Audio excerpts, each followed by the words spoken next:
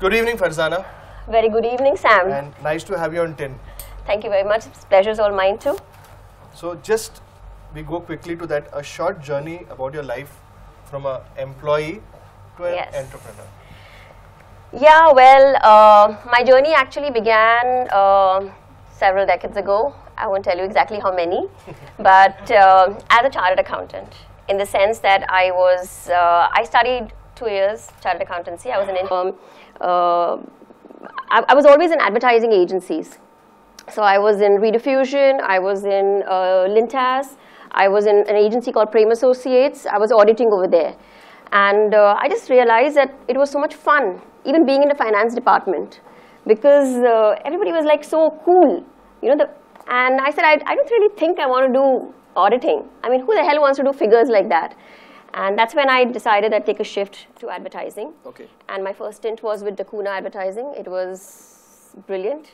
I was working with Bharat Davolkar and Alka, and the journey just continued. And then a few years back, I went through a heartbreak. So that's when I went to a tarot reader to just figure out where the hell is my life going and what is it saying for me. And she just pulled out some cards and pat, pat, pat. She was like, this is what happened to you, this is what is happening to you, and that's what's going to happen to you later.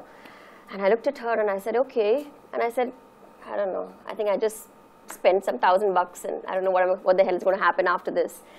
So I went back and interestingly, whatever she said seemed to be happening.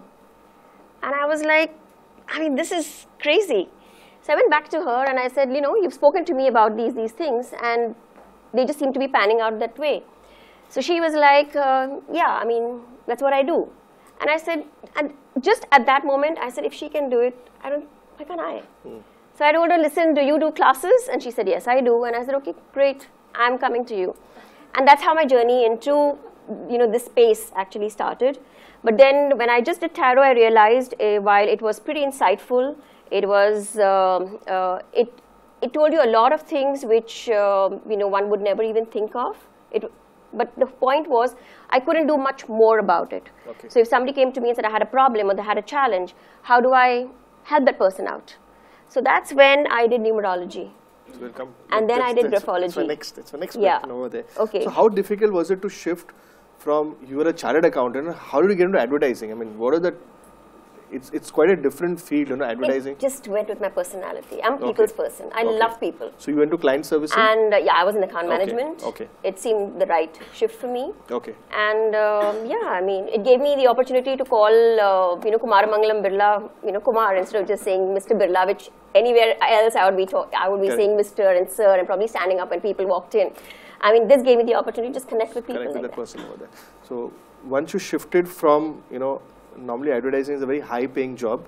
Yes, it is. And then when you go to being an entrepreneur, and being an entrepreneur like this, where your paycheck doesn't come in at the end of the month. Yes, that, Sam, actually was a huge decision to take, because you're used to a very fat paycheck, I may say, because after having done, you know, more than 16 years in advertising, it's a big amount that comes into your bank every month. So it took me some time to take that call, because it was just trying to accept the fact that there'll be no money like that coming in. And then I had a lot of savings, of course. I'm a really wise person. So that saving needed to be utilized. But then somehow, Sam, I realized that my heart was really not in what Okay. I was doing anymore. Good. So therefore, So jump. there are life coaches, there are sports coaches. I have got a very unique name which I name myself as wife coach. You know, after Yes, 25 I know years of that. getting married, Namita. I'm a wife coach over there, you know. So somebody called me, can you coach my wife? I said, no, I don't coach wives, I coach husbands over there, you know. So how did you come up with this name of Victory Coach? What's the Okay. sense behind that? Well, first of all, I was in advertising. Okay. So I knew that if you wanted to make a difference, you just couldn't be anything else. I didn't want to call myself just a numerologist because that is not exactly all that I do. I couldn't call myself a graphologist because that is not all that I do. So I decided to brand myself. Okay. Because ultimately, you know, we're all buying brands. We are all looking at brands. Brands are appealing to us. So I thought I kind of brand myself, and I decided on Victory Coach. Why Victory? Because when people come to me, they come to me because they have a challenge in life, or they have a decision to make, and they're unable to make the decision. So I actually help them take that leap to a better life.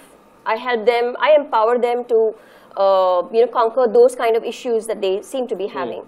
And I thought, what better word than victory, you know? Okay. So when a person comes to you, do you see their history of clients? Do you ask them for the problems, or they just, you know, it's very difficult for people to open up, you know, with their problems and all over there. So interestingly, in the field that I'm in, people are very happy to share everything that they, every problem that they have. So sometimes it's not even related to what I'm doing, but then they reach out to me, and yeah. So I mean, you just have to say hello and say, okay, this. So the way I work actually is I do the entire numerology session, which is scientific. It gives you a broad view about what the numbers are, and numbers mean anything, the same thing for you, me, him, all of us. It's not, it's just in what combination they come. The moment I speak about it, and right enough, I mean, they will just start pouring their hearts out. Because Sam, unlike the Western country, in India, I would say a lot of people these days are unable to really express themselves to sometimes even to their spouses, sometimes even to their children or their friends, because they feel they'll be judged. Okay, and we don't have a system of psychotherapists where you can just walk in because you just want to be heard. So in a way, I also kind of play that role for them. Okay. So to do that. That's how I integrate. Well, how did you get your first customer? I mean, that is the toughest thing as being an entrepreneur. How do you get that first customer? See, when I started doing this, I mean, I never really called myself a victory coach. Okay, I did this as a pastime. It was like a hobby. So every weekend, I'd be using somebody as a guinea pig. So it could be friends, and of course, it's family first. And there were a lot of hits and misses. You know, I remember I told somebody that, listen, you know, you will find a guy like this year, and the person didn't. Okay, and obviously he came back to me and he said, what the hell? And I was like, you know what, I'm still learning. And that was the phase. But then there were other things that I told this person which were like bang on. Okay. And then, in fact, he was the person who bought me the maximum clients. Okay. Yeah. So it was tough, but people come, and then I didn't charge very much. I was very, very minimal, and it was very, very almost free, in fact, initially. So it was easy to get. It wasn't so bad. Right. Whom do you admire? Me? I actually admire Maya Angelou. Okay. Yeah. I've been following her, reading her books, her history, and somehow I feel that, you know, there's a lot about her life, maybe the initial part, which is a little bit similar to mine. So somewhere I find that connect with her. Okay. So you love to cook food, especially those kebabs and all. Yeah, so I'm a Lucknowi. We both compete with each other. No? I put up my food dishes, you put up your food dishes over there. Of but course, I cook my dishes. Yes, but that's my so that's my wife which makes the dishes over there. So what's your favorite kind of thing which you love to? Well, I obviously love, and I only prepare non-vegetarian dishes. Okay, that's okay, fine. So and because I hail from Lucknow, so they're always kebabs, and there are different kinds of kebabs. So you'll have an Awadhi kebab, you'll have an Ababi kebab, you'll have a Sultani dish, you'll have a Kanpuri dish. So, and they're all family recipes. Okay. My mom was a great cook, so it just kind of course, when she was around, when she was alive, we weren't really interested in cooking. I don't think I ever went into the kitchen to do anything. But, you know, when they're no longer there, then you remember, and then, you know, and somehow I just knew it. Fantastic. So we have a restaurateur over here, so he's going to approach you later on. Make sure you charge him a pretty packet for that. Yeah, I will. I'll copyright them, by the way. Yeah, Ramu is saying IP. What social network do you prefer and why? Okay, I am on most of the networks. Okay, I'm on Twitter, I'm on Pinterest, I'm on G+ and Facebook. But I find people gravitate towards me more on Facebook. So therefore, you'll find me an avid Facebooker. Because people connect, and I have people like who are friends who've turned clients. I've had people who I haven't known who are friends, who kind of vibe with what I write and what I express. And to me, I like that because then there is an interactivity, because that's the whole point about social network. You're social with each other. So I find that much more alive compared to Twitter. So you get a lot of people asking you for some free advice over there sometimes? Every time I post a happy birthday message on Facebook, I get an inbox message saying, how's my year going to be? So what you can do, IFS code and account number. Just transfer it over there. That's next time. Okay. Do you ever get stalked on social media? Yes, I do. I get a lot of porn stuff, by the way. Okay. And it's pretty hassling. Okay. But then I just let it pass. Because I feel, those people have a lot of issues, I guess, and why would I kind of be bothered about it? So yeah, for that moment, it kind of is irritating, and I feel bad about it. But then I just let it be, because the world is full of all kinds of people. So these are random people or somebody you know or something? You're befriended? No, they're always random people, not known people. Okay. That's like you're a bit careful over there, no? Like, I mean, I'll have to be worried if they're known people. Okay, so quick gun Sam. One witty answer. I'll try. Facebook. I love it. Okay. Politics. Oh, I hate it. Okay. Religion. I don't care about it. Okay. Men. I love them. Okay. Yeah. Okay. So when you get a customer, when a person comes, obviously only people with problems come to you over there. See, there are two kinds of people who come. One, of course, when they're going through a challenge. So there is something going on in their lives. So either some relationship, finance, career, business, health, a lot of that.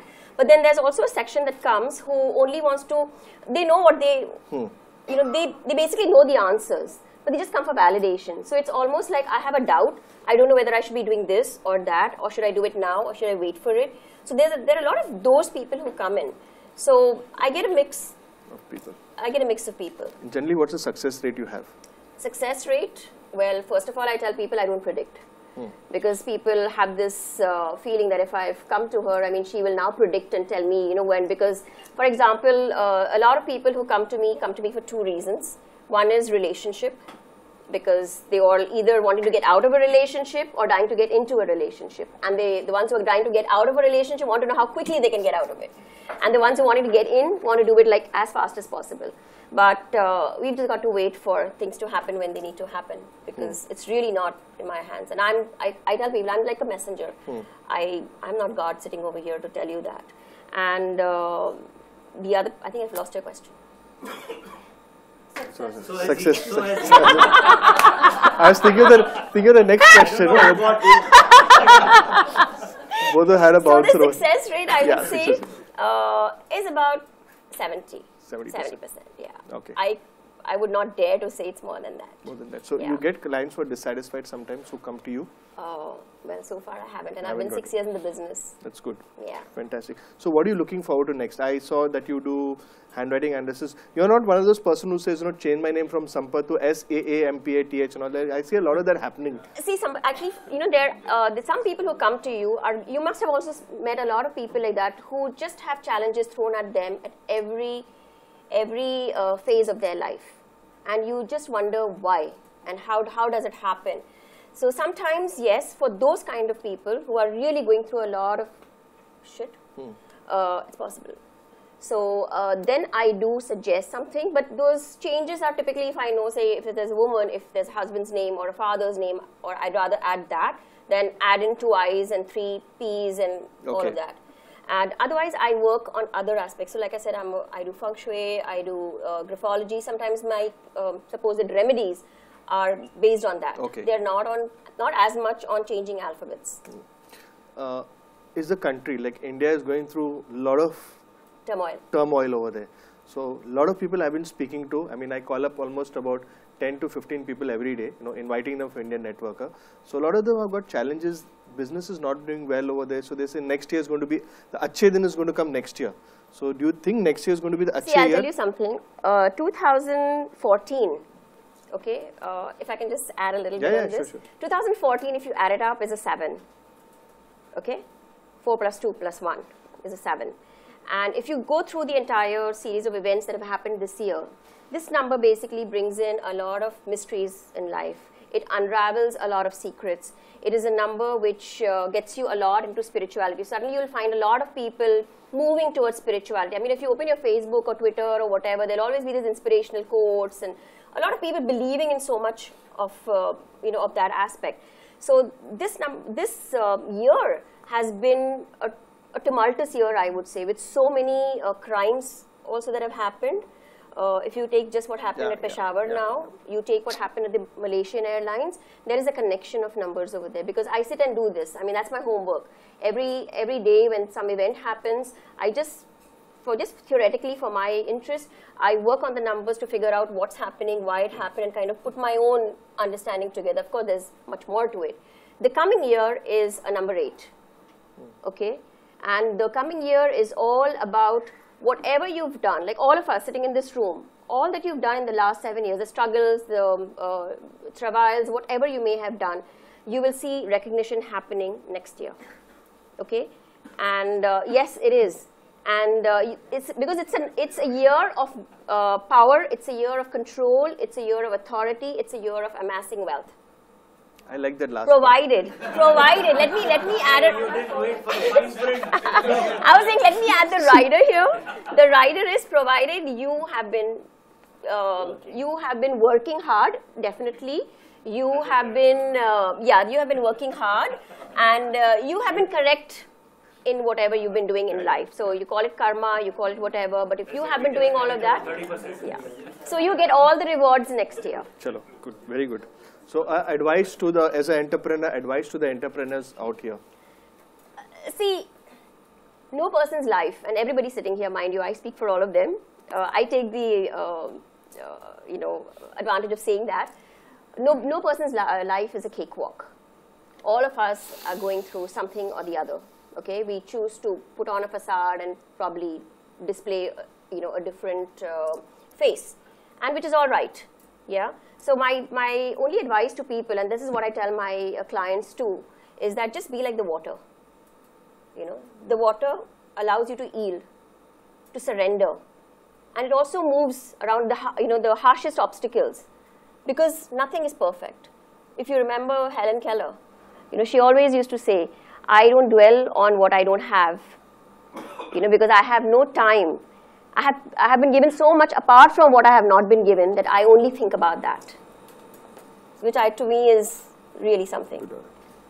Fantastic. Really? Yep. Thank you. Thank you so much. Those are her words. Thank you so much for being. Thank you. That's a coffee mug. It's not meant to put money plants inside. I saw somebody using it to put money plants over there. Yeah, but it's the Indian Networker cup, so obviously it is going to bring money later. Good idea. Next year, I'm telling you, 2015. None? Okay.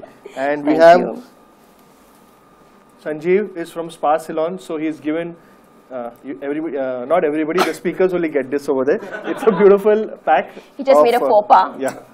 So okay, that's for you too. In fact, I must say his products are really amazing because after having been given as a gift the last time, I went and bought it and it was like, they're really, really good. I like to endorse that. Thank you. Thank you. Thank you so much. Thank you so much.